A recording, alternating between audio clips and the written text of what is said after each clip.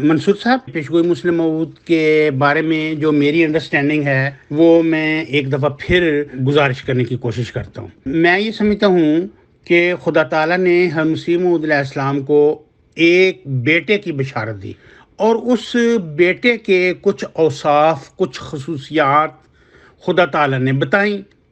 مثلاً ایک کہ وہ وجیح ہوگا۔ وجیح کا مطلب تو آپ سمجھتے ہیں نا، مردانہ حسن کا مالک۔ پھر پاک ہوگا، وہ ذکی غلام ہوگا۔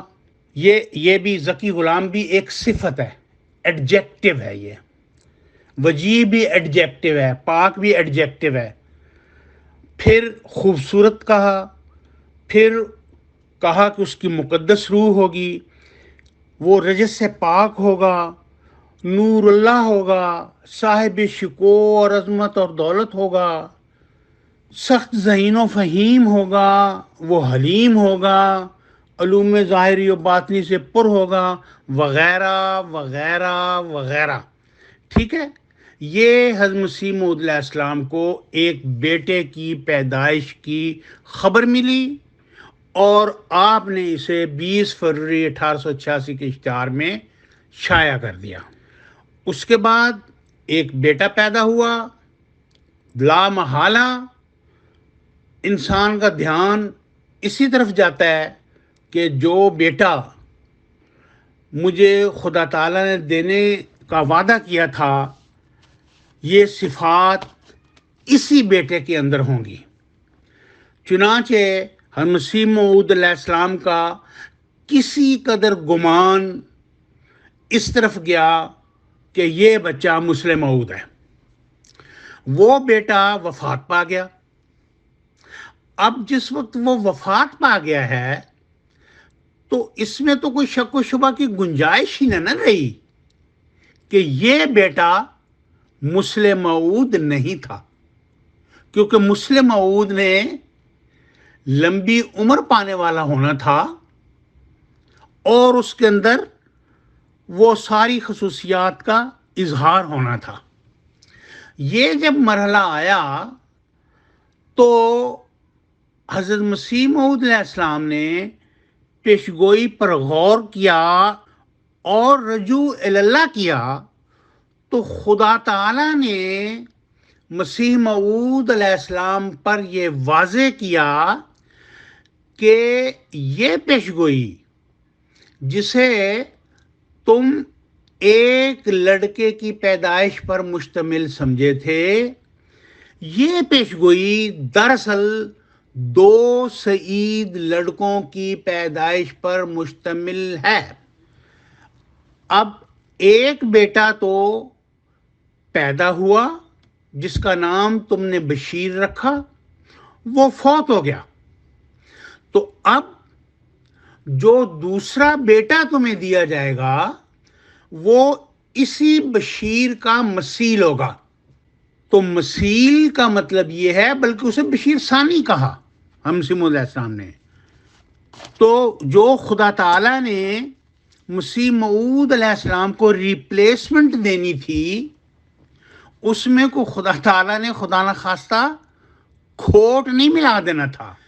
جیسے کا جیسا پہلے تھا ویسے کا ویسا اس نے دوسرا عطا کرنا تھا، بشیر ثانی۔ اس بشیر ثانی کے اندر یہی تمام صفات جو میں نے آپ کو گنوائی ہیں، اور آخر میں وغیرہ وغیرہ کہا ہے کیونکہ اس کے علاوہ بھی بہت سی ہیں، وہ سب اس بشیر ثانی کے اندر مسیح موعود علیہ السلام کے جسمانی بیٹے کے اندر ہونا ضروری تھی۔ مثال کے طور پر اس نے وجیح ہونا تھا، پاک ہونا تھا، ذکی غلام ہونا تھا، خوبصورت مقدس روح اس کے اندر ہونی تھی، اس نے رجس سے پاک ہونا تھا، نور اللہ ہونا تھا، صاحب شکو اور عظمت اور دولت ہونا تھا، سخت ذہین و فہیم ہونا تھا، علوم ظاہری و باطنی سے پر، دل کا حلیم ہونا تھا، وغیرہ وغیرہ علی ھذا القیاس۔ تو یہ ہے مفہوم اس پیشگوئی کا کہ جس بیٹے کی بشارت دی گئی حضرت مسیح موعود علیہ السلام کو، اس بیٹے کے فوت ہو جانے تک یہی سمجھا گیا کہ یہ پیشگوئی ایک جسمانی بیٹے کی پیدائش پر مشتمل ہے۔ اس کے وفات پا جانے پر یہ ریویل ہوا کہ یہ پیشگوئی حضرت مسیح موعود علیہ السلام کے دو جسمانی بیٹوں کے پیدا ہونے پر مشتمل ہے۔ تو جناب، چاہے وجیح ہو، چاہے حلیم ہو، چاہے ذکی غلام ہو، یہ سب ایڈجیکٹیوز ہیں جو مسیح موعود کے اس جسمانی بیٹے کے اندر پیدا ہونے ضروری ہیں۔